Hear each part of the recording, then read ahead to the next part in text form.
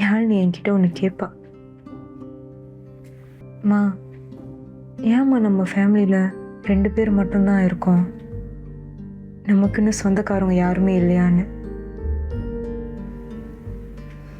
நானும் என்னென்னமோ சொல்லி சமாளிச்சிருவேன். ஆனா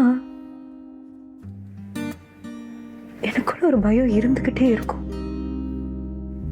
எனக்கு என்னாச்சும் ஆகி யாழ்னி தனியாயிருவாளோன்னு.